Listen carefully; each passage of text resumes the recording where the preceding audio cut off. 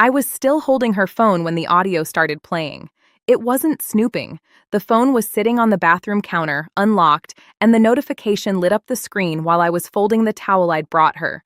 The name appeared and I saw it before I could look away. His name. My husband's name. On my little sister's phone. I should have put it face down and walked out. I should have pretended I hadn't seen anything.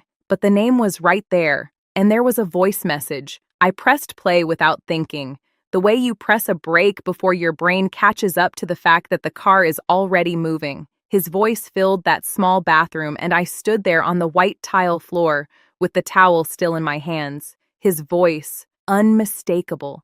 That low, deliberate tone he used when he didn't want to be overheard. That particular sound of closeness I'd spent 5 years learning to recognize as mine. I listened once. I listened twice. By the third time, I couldn't feel my hands anymore. Once she's gone, we can finally be together. Just hold on a little longer. 31 seconds. I timed it afterward when I could finally move again. 31 seconds that undid 5 years of marriage, 26 years of sisterhood, and everything I still believed was true about the two people I loved most. The towel fell to the floor. I didn't notice. But for you to understand what I lost standing on that cold tile floor in March, I need to tell you who Nicole was to me before everything fell apart. My name is Sandra. When the diagnosis came, in March of 2021, I was 32 years old. I was a licensed occupational therapist working at a rehabilitation clinic in Charlotte, North Carolina, a job I had built carefully over 7 years. I had an apartment in the Noda neighborhood that I decorated over 3 years of marriage, with the kind of patience and care that makes a place feel like it actually belongs to you. And I had a life that, seen from the outside, looked exactly like what I had planned. Nicole was my little sister, 27 at the time, living in Atlanta, about 250 miles away, but present in my life in a way that distance never managed to touch. We grew up in Greensboro. Our mom raised us alone after our dad left when I was 9 and Nicole was 3. That meant the two of us grew up sideways into each other, the way kids do when they share the same uncertainty, sleeping with the door cracked the same way, learning to read a room before entering, becoming each other's first call and last resort long before we were old enough to have the language for it. When our mother had her stroke, in October of 2016, Nicole drove the 4 hours from Atlanta that same night and arrived at the hospital at 2 in the morning. She didn't ask if she should come. She just came. She sat in the waiting room with me until 5 in the morning, and when I finally fell apart in the plastic chair, she didn't try to fix it. She just put her arm around me and stayed. That was Nicole. When I called to tell her about the cancer, stage 3 invasive ductal carcinoma, left breast, she was at my apartment in Charlotte before I'd finished processing it myself. She took 3 weeks of remote work and stayed. When the chemo got harder, she extended it to 6 months. 6 months. She cooked when I couldn't stand up after treatments. She sat in waiting rooms through every infusion session. She washed my hair on the nights it came out in clumps, and I didn't have the strength to hold the shower head. She was the first face I saw when I came out of surgery in July of that year. She held my hand while I was still foggy from anesthesia and said, in that voice I'd known since she was 3 years old, "You're not going anywhere, you hear me? You're staying right here."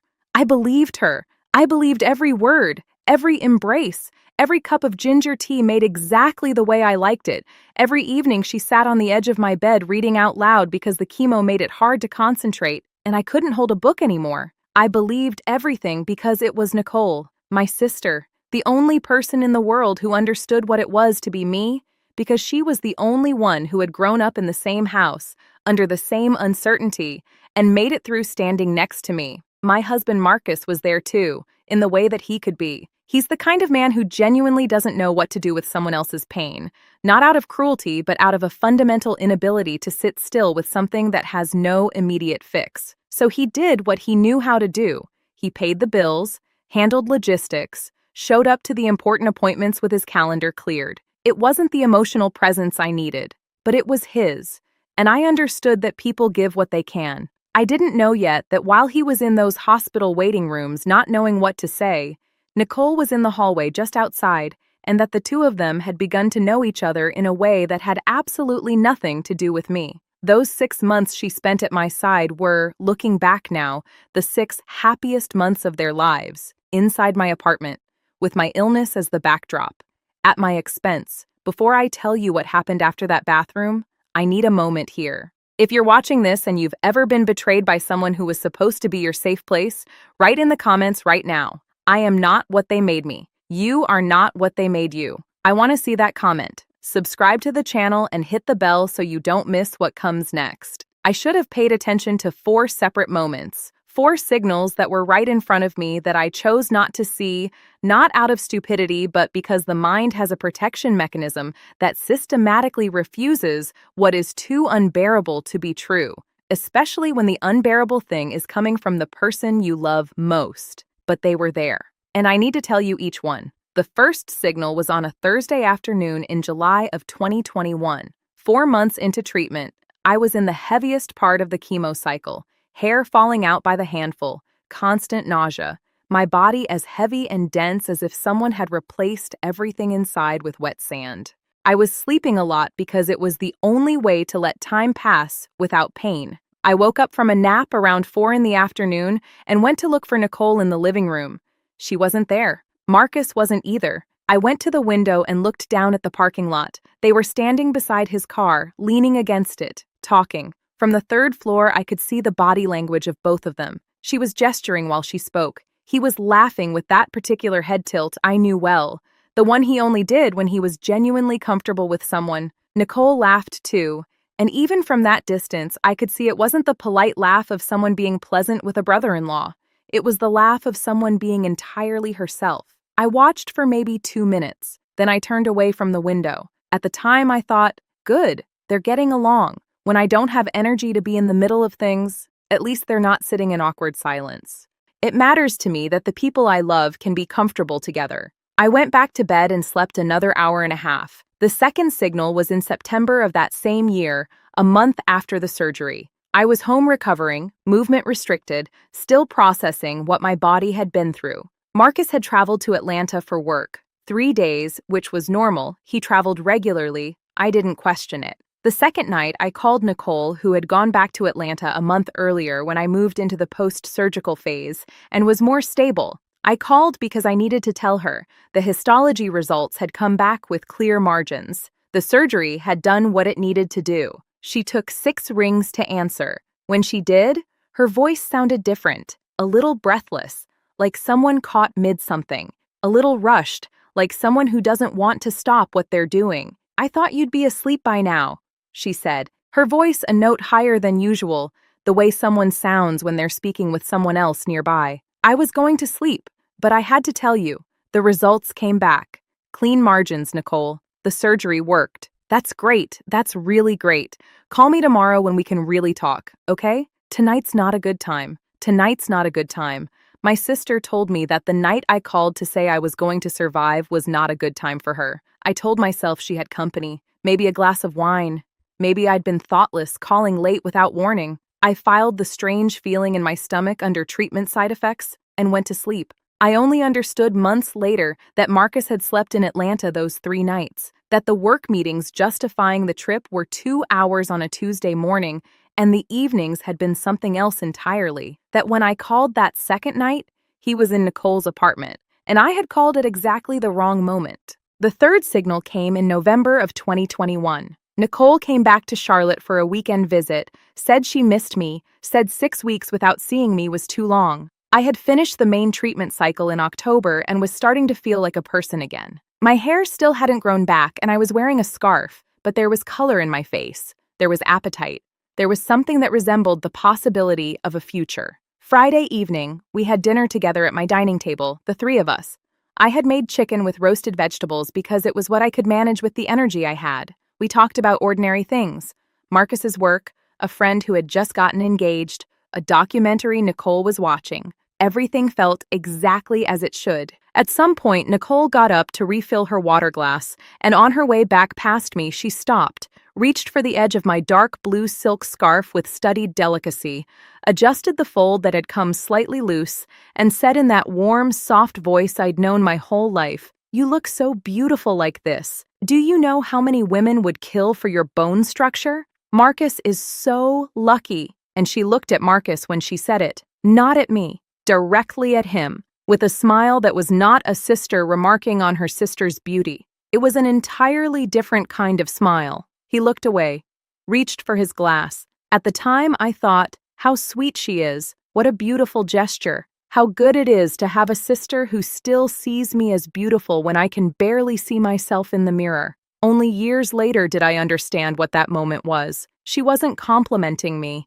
She was speaking to him, right in front of me, using my own scarf, the one she had given me at the start of treatment, as a prop. The fourth signal was the hardest to admit because it involved something sacred, a middle-of-the-night confession. It was a night in August of 2021, 3 weeks after the surgery, and I couldn't sleep. Marcus was asleep in our room, and I went to the hallway with my phone, sat down on the floor against the wall, and called Nicole at 1:30 in the morning because she had told me from the beginning that I could call her any time. That night, I told her something I hadn't told anyone, that Marcus and I hadn't been physically close since the diagnosis, that he barely touched me, that there was a distance between us I understood rationally, the sick body, the fear of hurting me, his fundamental inability to sit with what had no immediate fix, but that it hurt in a way I couldn't quite name, that I felt invisible inside my own marriage, in the middle of everything that was already hurting everywhere else. She listened in silence, then said, "He's scared of hurting you, Sandra. That's all it is. He loves you. He just doesn't know how to show it right now." I believed her, but she wasn't listening to that confession as a sister. She was listening as someone taking notes, as someone who had just been handed a map and was already planning the route. Every blind spot I named that night became an entry point. Every fragility I revealed in our marriage was a door she walked through afterward. She knew exactly where Marcus was alone inside our life together, in the fear, in the helplessness, in the inability to stay with what couldn't be fixed quickly, and she went straight there. By February of 2022, without being able to fully name what I was sensing, I started noticing things. Marcus leaving the room frequently when his phone rang. The phone always face down on the table. The trips to Atlanta becoming more regular, each one with a justification that I hadn't questioned before, but that now, looking at them together, seemed slightly over-explained. But I still didn't know. I was still telling myself it was treatment affecting my thinking, that it was exhaustion, that it was my demolished self-esteem making me see threats where there weren't any, until that afternoon in March of 2022. I listened to the audio the first time standing up, towel in my hands. The second time the towel was already on the floor without my noticing.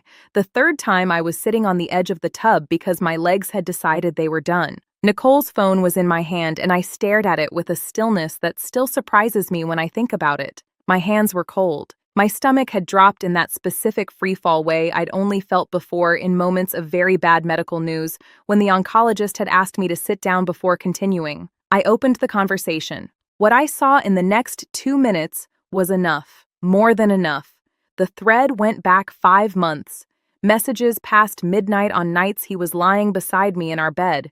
Messages on afternoons when he said he was in meetings. One the morning after my surgery. That same morning I had woken up with Nicole holding my hand while I was still coming out of anesthesia. At 3 in the morning on that day, he had texted her that he was relieved I had made it through, but that everything was getting harder and he needed space to breathe. Space to breathe. While I was on the operating table, there was a photo, her wearing the dark blue silk scarf, my scarf, the gift she had given me at the start of treatment, the gesture I had kept as evidence of how much she loved me. She was smiling in the photo with the scarf tied the way she had taught me to wear it, and below it a message, "Does it look the way you imagined?" His reply, "Even better," and the audio. The 31 seconds I had already heard 3 times, but that now, with the full thread in front of me, carried a weight completely different from anything I had felt before. Once she's gone, we can finally be together. Just hold on a little longer, a little longer.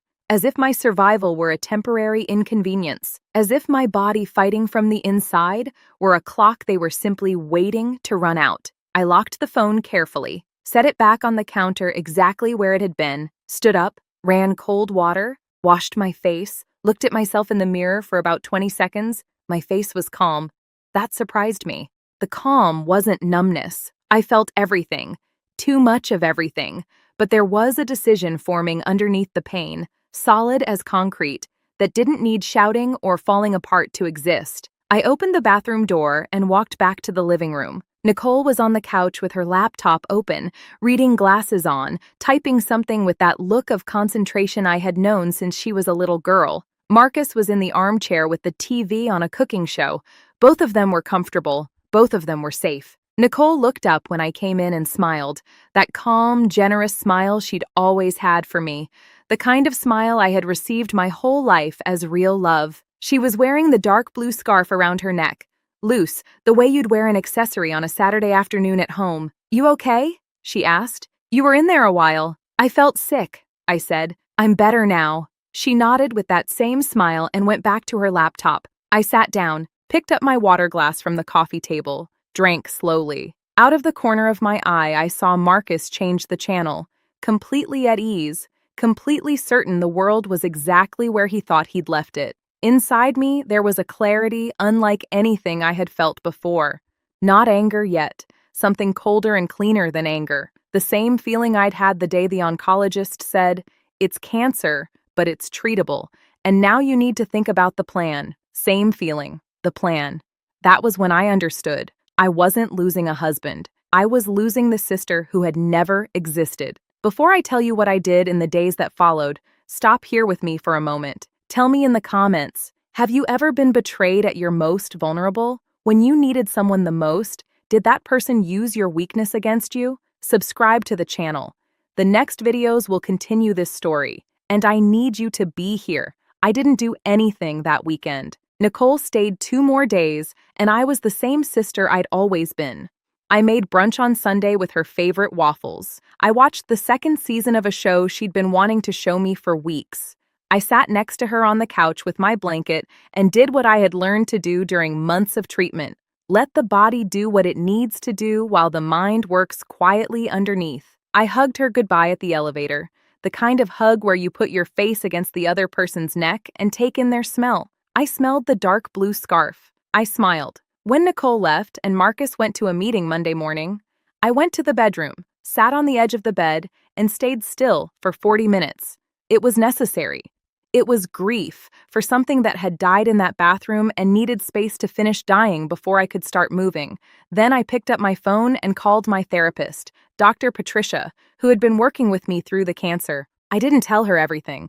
I told her I needed a referral for a family law attorney. She gave me one without asking more than she needed to. Then I called Beverly. Beverly is Marcus's mother, 63 years old, lives in Rock Hill, South Carolina, about 30 minutes south of Charlotte. She makes sweet potato pie every Thanksgiving and had always been kind to me in a way that felt genuine from the beginning. When she answered, she was quiet for nearly a full minute before speaking. Not the silence of someone who doesn't understand, the silence of someone who has been waiting for this call for weeks. "Sandra, I have been needing to call you and I just couldn't make myself do it," she said, her voice steady but heavy. "You calling me gave me the strength." Beverly had seen messages on Marcus's phone 7 weeks earlier. She'd come by to pick up some documents and he'd left his phone unlocked on the kitchen counter while he was in the shower. She saw Nicole's name. She read what was there. She sat down in his kitchen chair and waited for him to come out of the bathroom. But when he appeared, her throat closed and she couldn't say a word. She said she had to go. She left. She carried that for 7 weeks. She prayed about it. She woke up at night. She lost 8 pounds without being able to explain to anyone why. She was crying when she told me. I still couldn't cry. There was something holding me together that I only understood later was protection. The body knows what it's doing. "I have screenshots," she said. "I took pictures of his screen with my phone before I left. I didn't know what I was going to do with them. Now I do." I drove to Rock Hill that afternoon. She made coffee. She showed me the photos, dates, names, content that could not be explained away. It was enough. By Wednesday, I was sitting across from Diane, a family law attorney with 16 years of experience in North Carolina. I walked through everything in chronological order without emotional detours. I showed her Beverly's screenshots.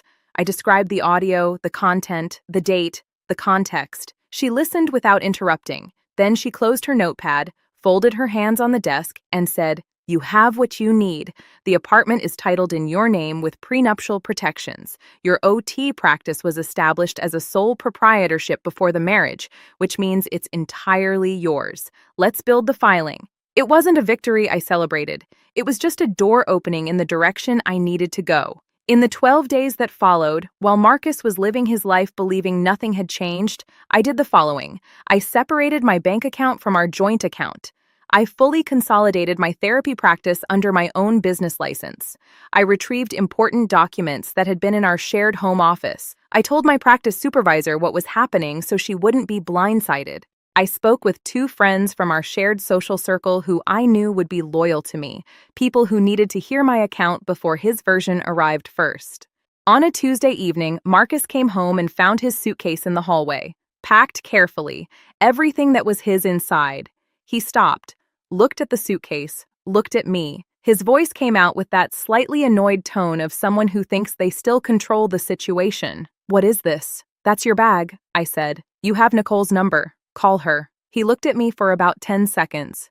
The expression shifted in layers: surprise, then calculation, then an attempt at control. "Sandra, you're overreacting. It's not what you think it is." "Marcus, I heard the audio. I read the conversation. There is nothing to explain." He said Nicole's name quietly, like a question or a confirmation. It wasn't clear which. He opened his mouth. He closed it. I opened the front door and waited in silence. He left. I closed the door, pressed my forehead against the wood for a couple of minutes, breathed deeply 4 times, counting each one. Then went to the kitchen and warmed up a bowl of tomato soup I'd made earlier while waiting for him to come home. That night was the first time in 2 years I slept in a room where the lie was no longer present. Marcus tried for 3 weeks after that. Calls I didn't answer. Texts I read and didn't respond to.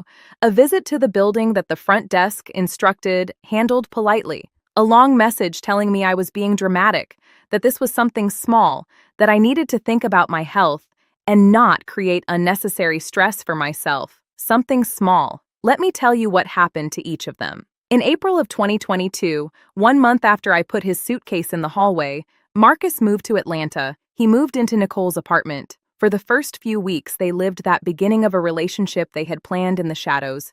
Dinners out, the life they thought they deserved after everything they'd done to get there. The problem with a relationship built on betrayal is that it has no real foundation. It was built on the idea of someone else, in this case, on the idea of me. When that someone else disappears from the equation, what's left is a structure with nothing underneath. He never chose her in freedom. He chose her in escape.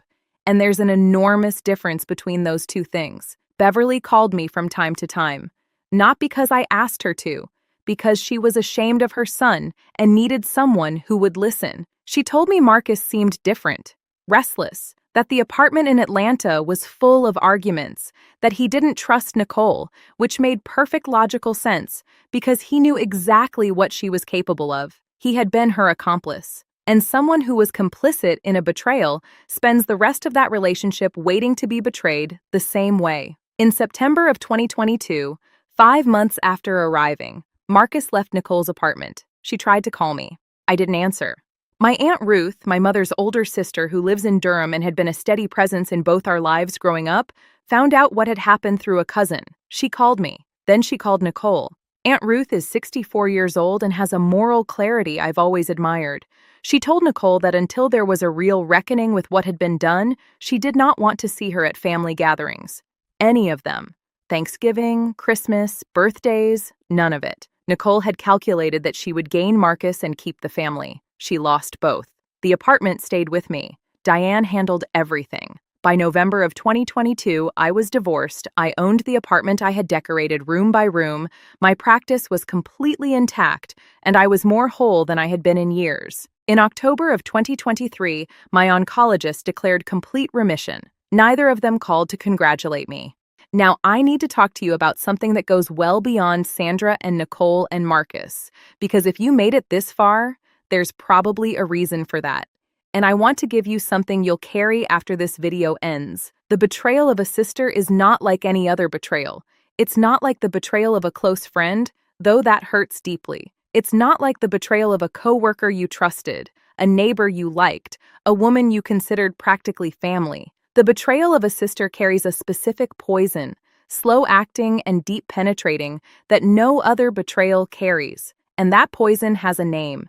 It destroys the story you tell yourself about who you are. When a sister betrays you, you don't just lose her. You lose the version of yourself that existed inside her gaze. You lose the person who believed that sister existed. You lose decades of memory that now have to be reread with different eyes. Every hug you shared, was it real? Every secret you told her, what did she do with it? Every moment of vulnerability when you opened up because she was blood and blood doesn't lie. But blood lies. Blood lies the same as anything else in this world that can lie. What psychology calls primary attachment, the bond formed with the first people who loved us or were supposed to love us, is exactly what makes the betrayal of a sister so devastating and so unlike anything else. We don't choose our sisters. They arrive before we have words for what we feel about them, before we have the ability to consent to the relationship. And because of that, we carry a deep, nearly pre-verbal belief that this particular bond has a different kind of protection, a built-in shield, as if shared blood created a moral contract that no desire, no greed, no weakness of character could break. Nicole taught me that contract doesn't exist. What exists is character, or it doesn't. And here's the specific thing about my situation that I want to name clearly, because it may be happening to you right now as you watch this, and maybe you don't have the words for it yet. My vulnerability was used as a map for seduction. I told Nicole the blind spots in my marriage during a 1:30 in the morning phone call when my filters had been stripped away by months of exhaustion and fear. I told her Marcus barely touched me, that there was distance between us, that I felt invisible inside my own marriage while my body was at war. I told her because she was my sister, and trusting my sister was what I had always known how to do. She took that map and went directly to the points I'd marked. She found where Marcus was alone inside our marriage, in the fear, in the helplessness, in the inability to stay with what didn't have an immediate solution, and she moved into those spaces, not out of love for him, out of calculation. Because she saw in my life what she wanted, and the shortest path ran directly through my illness. This is what I need you to hear. When you tell the people you love most about the fragile places in your relationship, you are not being naive. You are being human. You are doing what you do with someone you trust. You open up, you share the weight, you let yourself be seen. The problem is not your openness. The problem is the character of the person who received that openness and chose to use it as a weapon. You did not fail by trusting. She failed by betraying. But that understanding, knowing the fault is not yours, cannot stop at relief. It has to become learning. And the learning is not to close yourself off forever, not to never tell anyone anything again, not to live braced for the possibility that any intimacy will be turned against you. That path leads to a loneliness that protects nothing. The learning is more nuanced. Pay attention to how people respond to what you share. Notice whether there is reciprocity, whether they also open up to you, or whether the exchange is always one-directional. Notice when someone who should be celebrating with you seems to be calculating instead of feeling. Notice what someone does with the tender things you give them. It isn't suspicion, it's attention. There is a significant difference between the two. And there is one last thing I need to say. The hardest of all. Your family will ask you to forgive quickly. They will use words like blood, family doesn't abandon family, give it time. There will be enormous pressure for you to be the one who gives ground, who absorbs it, who reaches out first, because you're the stronger one or the older one or the one who survived cancer, and therefore must be capable of surviving this too, right? Refuse. Gently, but refuse. Forgiving for your own sake is not the same as reconciling under family pressure. You can reach a place where the bitterness no longer governs you, where her name no longer tightens your chest, where you can think about the past without the past consuming you, all of that without it meaning you open the door again to someone who has not demonstrated, through consistent concrete action rather than just words, that they have genuinely become a different person. Forgiveness is what you do for yourself. It is putting down the weight that injures you when you carry it. It is refusing to let hatred live inside you, because hatred corrodes the one who holds it, not the one who is hated. Reconciliation is something different. It is what you offer freely when you want to, if you want to someone who has proved through actions that real change has happened, real accountability has happened, and when you genuinely want that person back in your life. You are not required to want that. She bet on my death. I bet on my life. One of us got it right. Last week, on a Thursday afternoon in late March of 2024, my phone rang. A number I had blocked 2 years ago, calling now from a number I didn't recognize. I answered without knowing who it was. It was Marcus. He was crying. His voice was the same one I had heard in the 31-second audio, but unrecognizable now beneath something I took several seconds to identify as genuine fear. He was trying to explain something, trying to tell me something, but the crying kept breaking through and I waited in silence while he found his footing.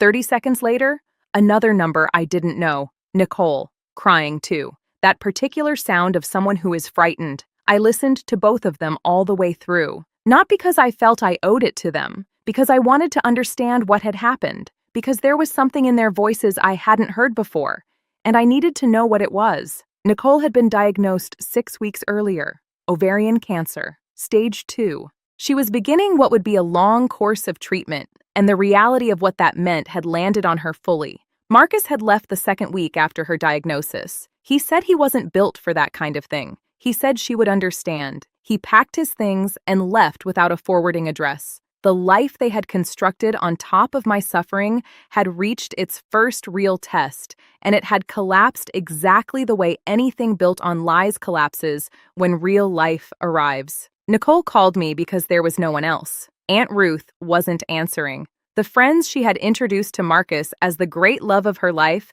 had drifted away when the relationship fell apart. The family she had calculated she would gain by losing me was on the other side of a door she had closed herself. She called me because somewhere beneath everything she knew that I was the only person who understood exactly what it was to be where she was now.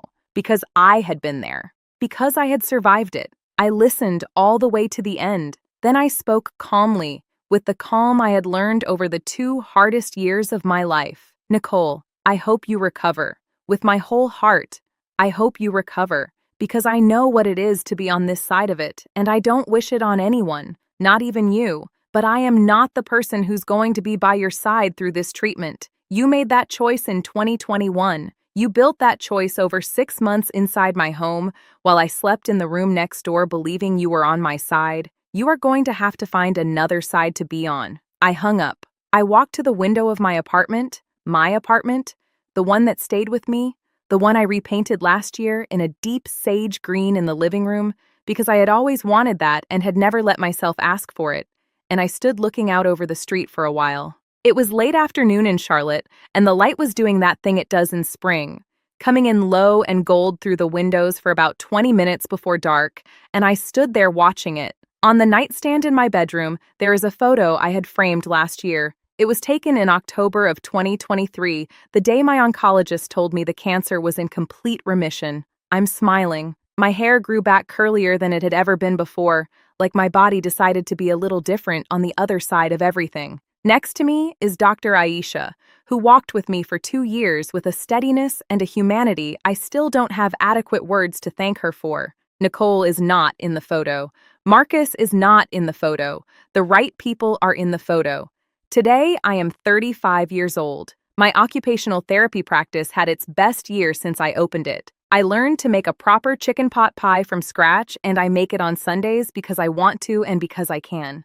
I sleep well. I'm not afraid of anymore, and I have something I did not have before any of this happened. I know exactly who I am. Not the version of me that existed inside Nicole's gaze, not the version that lived inside the marriage with Marcus. The version that remained when everything false was gone. That version is the most real I have ever been. Before you go, write in the comments, I survived and they didn't count on that, because you survived. Or you will, and they never counted on your strength. If you made it this far, do me a favor.